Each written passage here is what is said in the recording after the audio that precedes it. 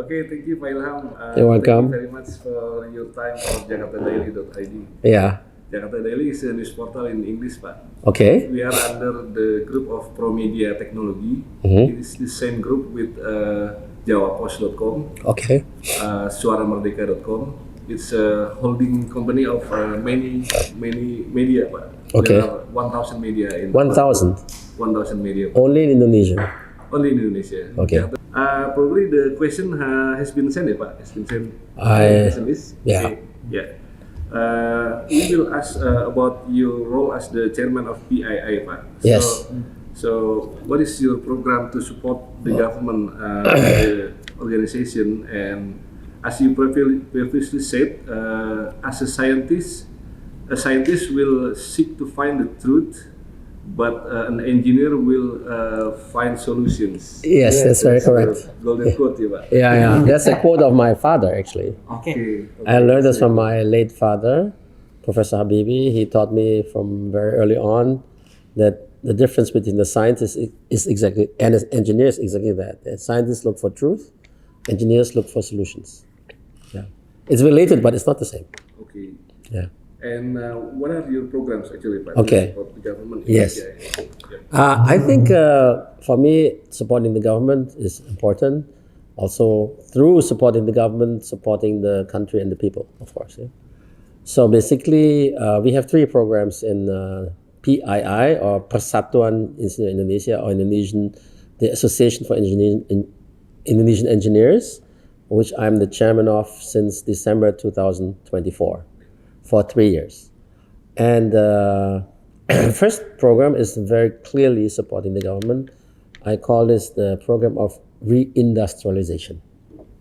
Meaning to say, as you can imagine, engineers are, if they work as engineers, working mostly in the industry. We have technical skills and knowledge and experience that we put into work by creating products, services, whole industries. This has a lot of engineering capabilities needed. Yeah. So basically, what the program of PII is to help to create a plan that will be conveyed to the government as a suggestion how to reindustrialize Indonesia. If I say industry, that's a very big word, of course. And our conviction is that without a strong industry, Indonesia will not be a developed country. In fact, we have no example in the world where we have a strong country, a developed country, an advanced country, without a strong industry. It doesn't exist. Just think about any industry or any country like China. China without strong industry is not the modern China that we know. Or Germany, Japan, United States, all of them have strong industries. So if you want to be in the same league, meaning we want to be like them, inshallah, hopefully in the few years to come, say 20 years, then we have to strengthen our industry. Now, why do I emphasize this so much? Because the trend in the last decade or even more has been that the industry has becoming weaker from year to year. I remember in the 90s of the last century, the contribution of Indonesian industry to the overall economy was about 30%.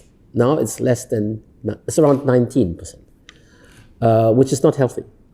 That's also one reason why we have problems with jobs in Indonesia, because people want to want to have a fixed job, yeah. But if the industry is weakening from year to year, then just see how many people lose their jobs because they have they're being dismissed from the company, what we call in Indonesia PHK. This is always the industry, so we need to strengthen that. So the government has also the plan that we will have to achieve 8% growth per year. And I've had discussions already with some people in the government. Everybody is agreeing that in order to have 8% growth, we have to strengthen the industry, meaning we have to reindustrialize. Because right now, if you look at the growth of the economy, let's say it's 5%, maybe less to this year, but the industry is below this. So if the growth of the economy overall is 5%, the industry is going, say, at 4%. We call this deindustrialization. And in fact, in Indonesia, we have this phenomena called early deindustrialization or deindustrialization dini. That's at the moment happening, and we have to basically strengthen the industry so we will have stronger growth for the industry than the overall economic growth. That is, I think, what we need in order to have 8% growth. So that's one important program of PII. Other than that, there's two other programs. One is basically, there's a law in Indonesia called Undang-Undang 11 nomor 11 2014. All the law, the number 11 in 2014, which is basically a law about engineers. And the law says basically there should be a engineering council, Dewan Insinyur Indonesia. The function is to strengthen the role of engineers by standardizing the certification, making sure that the quality of the engineers are to a certain nationally recognized standard. So the quality of the industry is, of course, also strengthened, and therefore the quality of the products and services that we give to our people or that we export is also getting better and better every year. And that needs this Dewan Insinyur Indonesia. It's not there yet. So the law is there, but there's no Dewan Insinyur Indonesia or Indonesian Engineer Council. So that's another program that we have as the number 2 program. And the third one is basically strengthening the organization itself, the PII. There's 3 things. It needs to be better digitalized, decentralized to have better decision-making processes, and also our engineers need to be need help when they face legal problems. They need legal advocacy. Yeah? So Indonesian language is lembaga bantuan hukum. Yeah? They need help when it comes to legal problems that they face. Sometimes if they are working in a project that maybe there's a problem, yeah? Whatever the problem is, yeah? Legal problems. And so these are the things that I think I am hoping to achieve within the next 3 years, where I am the chairman of PII. Sorry for the very long answer. Really insightful, Pak. This is interesting, Pak. We would like also to highlight what is your view about investment climate about Indonesia now? Yeah. In terms of political stability, economic growth, and economic prospect, and also that also compared to the regional and the global development of the trade war. Yeah. Yeah, it's a difficult question because the situation is very dynamic. Meaning to say, every day we see something new. Like just yesterday, there has been a new agreement between the United States and China. So the tariff between the two are going to be much lowered. How is this going to play out regarding the other countries? We don't know yet. Maybe the others are going to be lower too. So what we see is for sure there's a lot of uncertainty in the market. Yeah. For us in Indonesia, which is important, we have to always see ourselves in comparison to others. Everybody is facing the same problem with other countries, particularly with the United States. But how do we basically look in comparison to other countries? Let's say we have a country A and B, they have a certain tariff with the United States or other countries. How do we look? How, do we have a lower or higher? So this is something which is, I think, a result of good negotiation and good relationship with that country. But also, besides that, this is not the only factor when it comes to talking about investment climate. The others are, of course, rule of law. We need to have a certainty of that. And then the general ease of doing business. Yeah? How long does it take in order to get a license? How complicated it is? How much does it cost? Then, of course, in today's world, more and more investors are looking into standards that are global, like sustainability. For instance, they want to produce something in Indonesia. They want to make sure that we adhere to global standards such as sustainability, which is, among others, renewable energy or certain labor standards or the protection of the environment. etc. etc. There's a lot of things that people look at. It's not only financial. Of course, financial is very important. So we need to be attractive financially speaking. That means taxes or labor cost needs to be low, but also the productivity needs to be good. Yeah. So it's not just the pay, but it's also how productive are our people. I mean, what's the cost to produce a certain amount of goods and services? Yeah. So that's I think there's a lot of things I just mentioned. Yeah, but all of that is important. In Indonesia, I think we still have to improve a lot. Yeah, I'm not saying that we are very bad. I think we're like in the middle class, middle range. Yeah, we're not the best, but we're also not the worst. But I think we still have a lot of room to improve. Yeah. Okay. We also understand that you care and you are also involved in the startups industry, right? Yeah. And to get your views about, like, in the past there has been a boom in the startup industry, but now apparently after some startups failing recently, probably Bukalapak. Is Indonesia still have room to give birth to the new unicorns? And also this is also related to your position in One Tiknas, because you are also an important person. Okay. Yeah, thank you. Let me just explain about One Tiknas. One Tiknas is a national ICT council, and it gives advice predominantly to the government. Our members are not only government, but there are private sector institutions like organizations or professional, civil society organizations, professional associations, and also industry itself, academia. So what we propose through One Tiknas, through our members to the government, is basically suggestions how to make the rule better or the law better or certain procedures, certain standards, etc., etc. Startups, of course, is a topic, but it's not the only topic.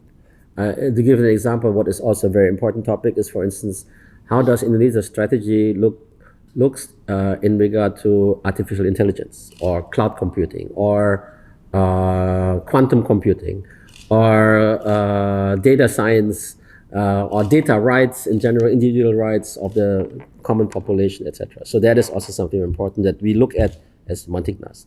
But when it comes to startups, I am also involved in some incubators. For instance, there is a institution called Habibie Innovation Incubator, which has been around since almost 2 years. We help usually companies that are trying to transform themselves. It's not doesn't have to be IT, but it can be any company that goes through a transformation process, usually small to medium size. And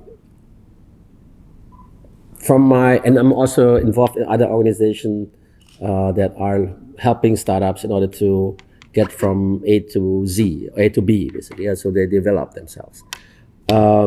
I see that Indonesia, despite the difficulties that we have, growing successful startups, if you compare us internationally speaking, let's say in the second tier of startups, I mean startup centers like Mumbai, Bangalore, Jakarta, or Bangkok, or other cities in the same range, Indonesia is top 3. Jakarta is really, really quite lively. There's a lot of things happening. Success rate of startups is always relatively low, right? I mean, not only in Indonesia, even in the United States, if you compare how many startups are successful and how many startups there are, there's like maybe less than 5%, I would say. Maybe only 2-3% are successful, 95% plus are not successful. So in Indonesia, we have a few successful ones, but many, many, many not successful ones. Yeah? And that is normal. What I think needs to be improved in Indonesia regarding startups for the investor. Yeah, that's what I hear from venture capitalists or angel investors. If they invest, the statistic shows that, let's say you put $100 in most cases you don't get the money back. So what does it mean? It means that the process of basically for the investor to get the money back needs to be improved. Let's say it needs to be people get the money back usually by IPO, or they sell the company to a strategic investor or to another investor. But in Indonesia, that is not so easy. Yeah, I'm not knowledgeable about the detailed reasons for that, but I hear a lot of complaint by the venture capitalists that the venture capitalist industry in Indonesia is actually suffering because of lack of success in investing. You mentioned Bukalapak, which is basically more they exited the e-commerce business, yeah? But they're still there, but not as e-commerce. Yeah? There are other cases that are more extreme, like e-fishery, for instance. Yeah? That's fraud, basically. Yeah? So we have many reasons for startups to fail. Either it's competition, because in e-commerce, there's a few successful, but many not successful. And that's just a global trend. If you look in other countries, like India, for instance, there's, at the beginning, many e-commerce platform, but the end is always 2, maximum 3. Same we will see in many industries or many types of startup, it will be a concentration process. So before, in the very early phase, it's many startups. But then it starts to concentrate, and in the end, there's only 2 or 3 winners. And it's just a normal process. So in Indonesia, same like India, same like United States, same like China, it is always the same process. Yeah. So this is just the growing of the startup world. Basically, when it's maturing, then you see less and less startups that are surviving. We have all seen the discussions between Grab and Gojek, even, right? Whether they will become one or not, we don't know. Yeah, but it might happen. Yeah? So basically, I think that's just a normal process. But what is, I think, the thing that is really at the moment we have to look at is how does the venture capital industry look at Indonesia? Are they satisfied with the outcome here? If they're not satisfied, the problem is that we will have less and less funding. Yeah, and in order for the startup to grow, you need funding. And of course, if the venture capital don't really make money here, that's a problem. Yeah. So I think, and that's not only because of the success or not success of the startup, but the venture capitalists are just investors. That means they put the money in, they have to get the money out. But how? There's the 3 possibilities, as I said. IPO, they sell to a strategic investor, or they sell to another financial investor, also possible. It's called trade sale. So basically, that has to be better developed. Maybe the system is still in its infancy, and we need to provide easier processes and in order for the venture capitalists to basically make money. Yeah. So what do you think the sectors that are still potentials, Pak, and the sectors which market is not saturated yet? Okay. Probably like understand the e-commerce, it is being filtered into saturated. Sectors. Yeah. So what are the sectors that you think will have promising growth? Okay, I think one immediately we can understand artificial intelligence. It's still at the very beginning. Yeah, there's a lot around, and if I say artificial intelligence, it's like you say it's a very big field. I think in the beginning, in the end, it will be split into many different artificial intelligence applications. Yeah, one is maybe for general intelligence. One is maybe specifically for one sector. We don't know yet. Yeah? It's very early days. Yeah? So I think that artificial intelligence is something that Indonesia, because of its large database, yeah, will have certain applications that will be interesting in Indonesia.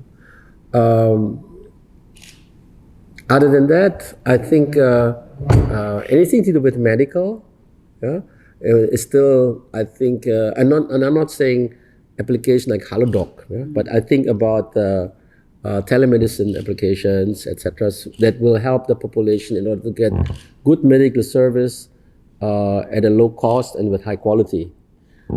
Because in Indonesia, we don't have an even distribution of quality doctors. There's a lot of good doctors, say, in Jakarta, but not so many in other islands. So how do we solve that problem? I think that startups can play a good role there. We still, I myself, I'm also a little bit active in startups. Yeah? So I have some experience, particularly in the education sector. Yeah, it's not an easy field. Yeah, and I think that although it is not easy, but there are still a lot of possibilities in the education sector, and I think the combination of education and AI is something quite interesting for the future. So, but you're right, e-commerce or ride-hailing like Grab and Gojek, that is probably already saturated, or for, let's say, traveling, yeah, or for payment system, there's already a lot available, yeah. But I think the combination with AI opens a lot of new possibilities. Yeah. But still related, ya, Pak. Last year, if I'm not mistaken, Oxford named Word of the Year brain rot. It's I'm concerned about the generation Z. Like, Yeah. Also, this is also related to AI and their job security in the future. If you know, probably last year there was many articles, there were many stories about Gen Zs are getting fired, are getting sacked, or they are not getting the right jobs, and there are different mindset about Yeah. Gen Z compared to like the next generations, the millennial. They're being called soft generation or something like that. But Okay. my point is, Indonesia is even McKinsey still see us as could be a developed country by 2025 if our generation Z, if we maintain our what's the demography bonus? Yeah. Okay. Well, I think that's a topic that has been discussed quite a lot. What about this demographic bonus? First of all, we have to understand that we are already in the demographic bonus situation since more than 10 years. Yeah, I think exactly around 2012, Indonesia transitioned into a demographic bonus situation where we have majority of our people are in the productive age. Yeah? If you look back between now and 2012, what kind of economy did we have? I think the economy was growing by and large on the shoulder of the consumers. Yeah? So 60% of the growth comes from consumers. As I said, the industry didn't grow very much. In fact, they grew less than the economy. So basically, the productive potential of the demographic dividends has not been used enough, in my view. Yeah, it should be better used, because if the young people are mostly, or the productive people are mostly used as consumers, then it is below the potential of the demographic dividend. But if they're used as people that work and create added value in the industry or in the economy, then that is a different matter. I think that is something we need to improve in Indonesia. Right now, if we look into the statistics, about 60% of our people don't have a formal job. So they work in an informal part of the economy, meaning they don't have a steady income. To the best of my understanding, if you talk about proper use of demographic dividend, is you look at countries that have high economic growth, in that time, and then that phase where the country is having a lot of productive people, meaning these people that have this age, they are working in order to create those products. They are innovative, they are productive.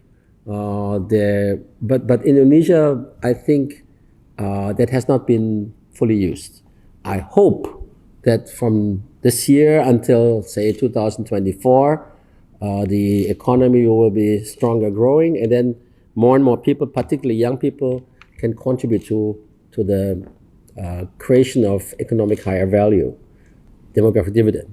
So the hope is that it is because of the demographic dividend as well that we can become a developed country. Right now, we are in the call it medium, medium country, upper. I think we are still lower middle income country, going into higher middle income country, but we are not a high income country yet. And high income country would be, I don't know when exactly, but we need to have around about $12,000 per head per year. Right now we're at 5,000 maybe, yeah? So we still need to double. Yeah. So as an orientation, I think Malaysia is almost 12,000. China also almost 5,000. And you see the difference between Malaysia, China, and us. Yeah, we have, if you look at Jakarta or West Java or Java in general, and then compared to the rest of Indonesia, it's a big difference. Right? Of course, we in Jakarta, we think this is already quite developed. But Jakarta is a singularity. Just go to, say, to Palu or go to Bukit Tinggi or go to Bandar Lampung. It looks very different. Right? So if you talk Indonesia, because Indonesia is so big. So that's why if you look at Jakarta itself, and say if Jakarta, let's say Jabodetabek is a country. How many people? 30 million people almost, 28 million people. The income per capita, I think, is already high income. But this is not Indonesia. We have a very developed part of Indonesia, and we have a lot of underdeveloped part. Yeah, I think that's the challenge that we have. Yeah, and for us, we live in Jakarta, we live in Java. We don't see that sometimes, or we see, but we don't feel it. Yeah. To spread the growth, yeah. It's the we have to basically lessen the gap. Yeah. The Gini factor is still very big, and we have to make it smaller. Yeah. Okay. About your suggestion to any suggestion from you to Generation Z, Pak, and also like now Generation Z, they okay. They think they do their works with AI, right? Like I have to ChatGPT is everything. Yeah. No, I have a lot of suggestions. Yeah. I think first of all, I think that the literacy of Gen Z, they need to be more and more going towards technology. Yeah, the technological. Of course, it includes digital literacy, but it's not all digital. There are other topics that need to be looked at as well. But in fact, I think because if you look at what Gen Z studies, usually less and less people, less and less members of that generation or even Gen Alpha are studying technical subjects. Yeah, less and less. That's a general trend, not only Indonesia, but I think for a country like Indonesia, we need actually a lot of people that have that skill. If you look at China, for instance, yeah, China is a country that has been very successful in industrializing itself.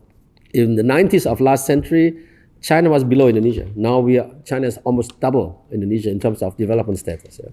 But why? If you go abroad to other countries and you see students, from which country you see the most students? It's from China. And what do they study?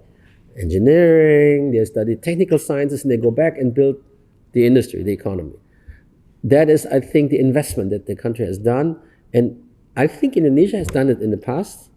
I know many friends and colleagues that have gone abroad, and these days you don't need to be going outside Indonesia. You find a lot of good universities already in Indonesia these days. Yeah? But I think that we need to strengthen the human resources base that are skillful in those sciences. Of course, people always complain, yeah, I want to study this, but then I don't get a job. But it's like chicken egg. If the industry doesn't find the people, then it doesn't grow. Or if the foreign investors want to invest in Indonesia, but they don't find the people, they don't invest. So it's difficult, yeah, because if you basically ask more and more Gen Z members to study technical sciences, they complain probably there's no job for this. But on the other hand, if nobody studies, then the industry doesn't develop either. So something has to start first, I think. And I think it's about the people. Because even if you don't find a job in those disciplines, you can work in others and still, I think the knowledge provided by studying something technical is always very valuable for anything else as well. So that's one thing that I could recommend. The other thing is what I see from my own children who are partially Gen Z. There's one major challenge that Gen Z has is the focus, the ability to focus. Yeah, because it's a lifestyle thing. You're always with your mobile phone. Yeah, meaning to say, whatever you do, you always have part of your attention to this mobile phone because there's a lot of communication, dialogues going on with other people at the same time. It creates a mindset, meaning to say people have, even though they have to focus, they can't because they're used to not focus. And also, I think Gen Z needs to develop a stronger resilience. Yeah? In Indonesian language, we say daya juang.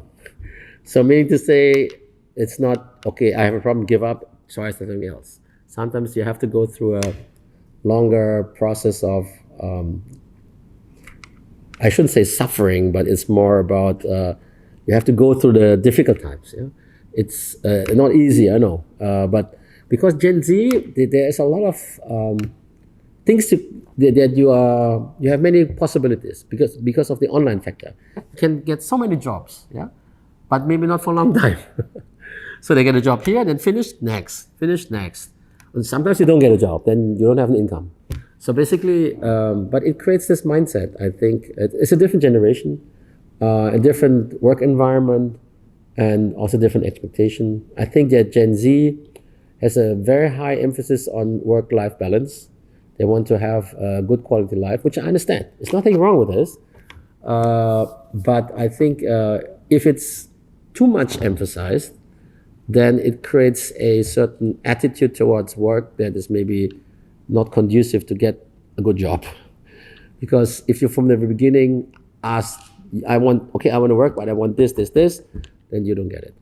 I know that Gen Z complains a lot about there are so many conditions put on Gen Z. They have to be knowing this, but they have to be less than 30 years old. It's sometimes not easy or not, it's impossible to comply with those conditions. Yeah? So it's not an easy time. At the same time, maybe my last comment regarding Gen Z, of course, everybody, because you mentioned AI or artificial intelligence, everybody thinks about, oh, artificial intelligence is there, it's getting stronger. Does it mean that at some point in time, I don't have a job anymore because AI has taken over? Well, I think it is possible that certain types of jobs will be replaced, or certain, not job, but maybe certain task for a certain job. Let's say something which is very repetitive, yeah? And that's, I think, improvement of the quality of the job.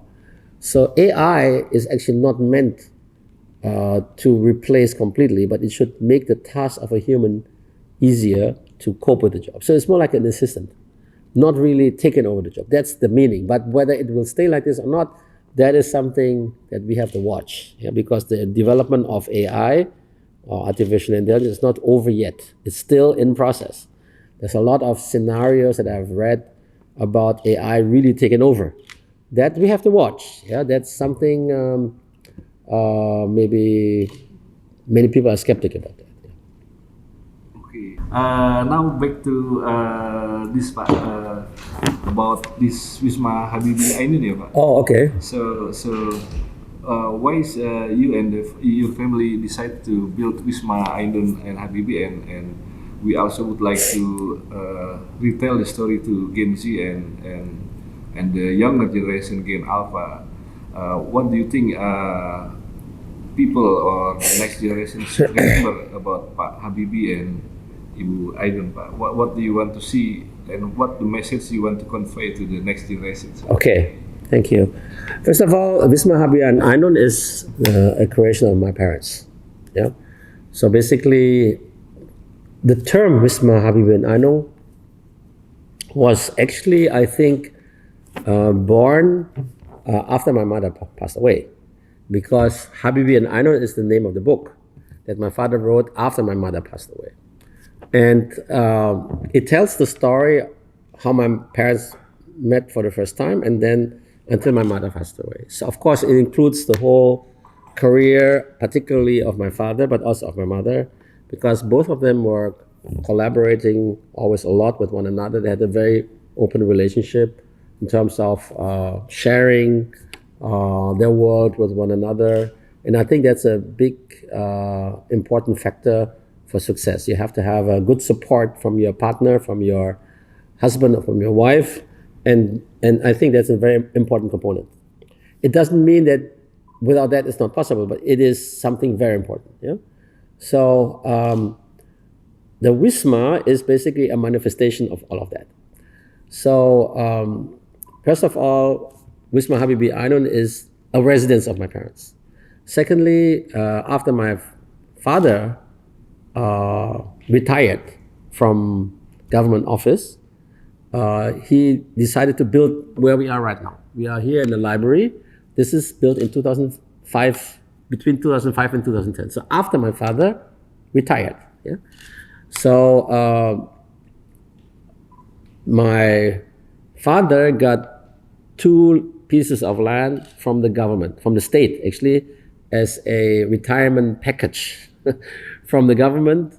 1 piece of land, about 1,000 square meter, as a retirement package being a vice president, and another 1,000 square meter as the retirement package being a president. So that's why we have 2,000 square meter here, additional to the 2,000 that my parents already had before my father retired, because that was their original home. They built that house, or they bought that house many years ago. Yeah. So this is a residence. Also, it's a library, and the library is designed in a way to be a home for, or it should be a symbol of Indonesian culture, Indonesian civilization, Indonesian philosophy, and not just technical. Basically, what you see here, the many books, there's not one technical book. It's 5,500 books, and we have technical books in the Wisma Habibie Ainun, but not in this library. It's in other parts of the house.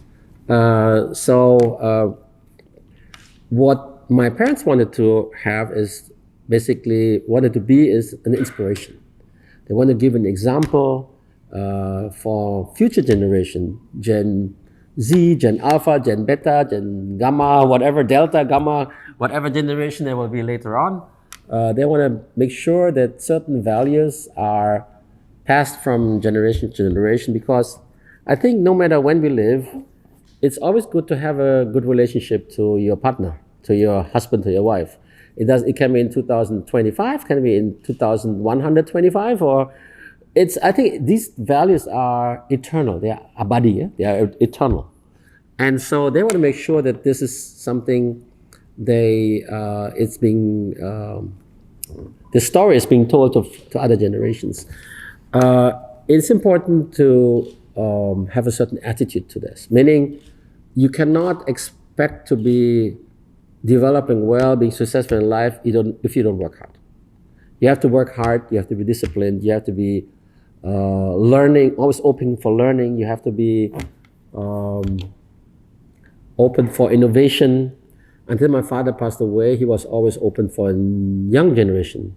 And I think until he passed away, he was always learning things, new things. Yeah. So I think in today's world, we say this lifelong learning. Yeah?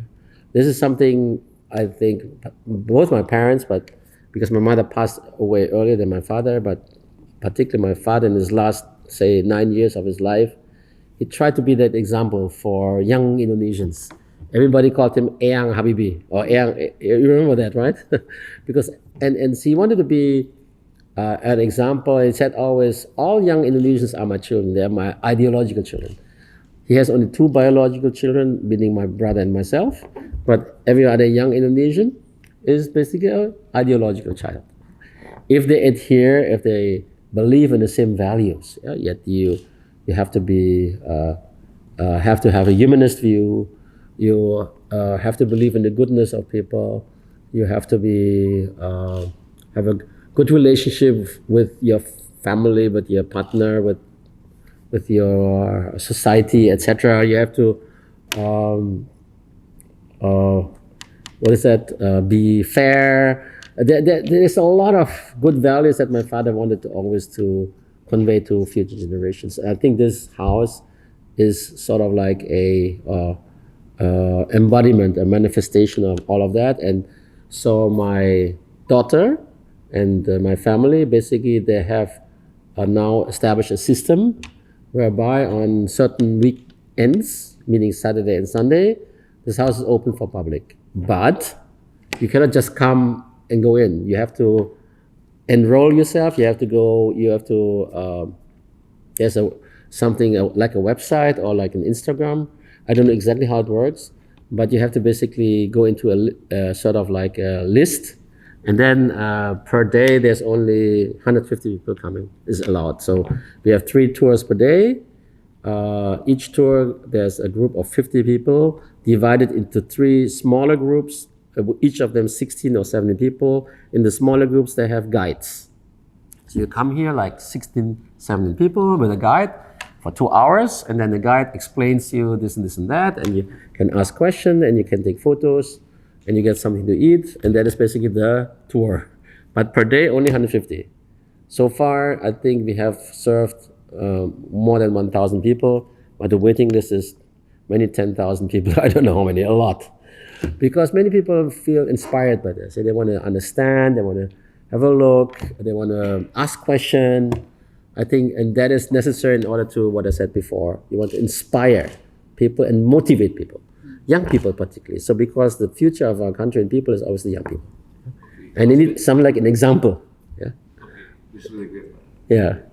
Last question, Pak. What is Go your ahead. plan, Pak? Your plan for your business and your anything like Okay. other than business, political, probably. Okay. Or like national. I have many plans. Many plans and many wishes. The challenge is always which one come true. But let's talk about business. Yeah, first, this may be the easier one. I'm still active in business with various things, and I don't want to go into detail, but I'm not anymore director of any business. Meaning to say, if it comes to being a director utama or CEO, I'm not that anymore. I'm maximum as a commissaris utama or chairman, non-exec chairman. So I am still active in some businesses, but I'm not in any executive position anymore. Now the non-business, I'm active in many organizations. As you can see, we talked about Persatuan Islam Indonesia before. I'm also active in other organizations such as Kadin. I'm a vice chairman for research and technology. I'm also there's something called International Chamber of Commerce, ICC Indonesia. I'm the president since almost 10 years. Then I'm also active in some Islamic organizations like ICMI, the Indonesian Association for Intellectuals. Then I also lead the Indonesian Association of Muslim Entrepreneurs, ISMI, Ikatan Saudara Muslims Indonesia, which is co-founded by ICMI, MUI, or Majelis Ulama Indonesia, Nahdlatul Ulama, and Muhammadiyah. The 4 founded this, and I'm now 3 times the chairman. Then also, there's a few other things. I have also gone into education. I founded a school 20 years ago. It's a madrasah, but it's a very high-tech madrasah. It is basically a STEM school, science, technology, engineering, arts, and math, which is in Depok, and it's quite successful. And it's a school where you learn by project-based learning. Then I've also founded a university, which is right now in restructuring. It's an international university called IULI, International University Liaison Indonesia. So I'm active in academia, I'm active in business, I'm active in organization. And the last thing you asked me about politics. Yeah. So basically, yes, I tried to be vice governor. That was last year. I did not succeed. I came second out of 4 candidates, which is not too bad. But and I didn't put myself for election being the governor, but the vice governor. So I had a colleague who was running for governor. And whether I would do it again in the future, perhaps. Yeah, I think I would not say I wouldn't exclude it. I think before we had this interview, we had this short conversation that many, many years ago, I was already asked whether I would go into politics. Then I really didn't have an appetite. And even this time, it happened more coincidentally than planned. So basically, what I learned in politics is there has to be something like a momentum, meaning to say, suddenly it happens without you really, it happens very spontaneously sometimes, yeah. And that's exactly what happened this time. So because I had a lot of discussions with relatives and friends, and everybody thought that I should try in order to give a good alternative for our voters, for our people, that they see that there's other types of politicians, because I think if I compare myself with others, I may be more on the technocratic side. I think it's fair to say, yeah. Although I have to say this, and I always said this before, I am actually already since many, many years a member of a political party, which is Golkar. Yeah? My father is one of the founders of the party Golkar, not Golkar itself. Golkar itself is already more than 50 years old, but the party Golkar is only there since 1998. Since we have the law that if you want to participate in a general election, you have to be a party. It cannot be like a mass organization or mass. It's not allowed anymore. So since then, I became a member, and I'm still active in Golkar. Now I'm the advisor of the so-called Balitbang, which is basically a research part of the party. But we have political discussions, and I like that actually. It's for me, it's intellectually enriching, and I have a certain opinion about things. And I think in order to be a productive member of our society, you have to at least understand politics. Yeah? You don't have to be a politician. It's not for everybody. I understand this. But I think it's good to have a good political understanding. Yeah? So you know what's happening, and you can participate if there's an opportunity. So that's what I can say right now. I know, we all know that the next election will be another 4 years, so we'll see. But I, for sure, would not say categorically, no, I don't want. Maybe we'll see. Maybe I want again, but we'll see what the situation looks like in 4 years. Yeah? But for the time being, I remain active in the political party, and I basically like those discussions with my colleagues and friends from Golkar. Yeah. That was our interview, Pak. Oh, you're welcome. Pleasure.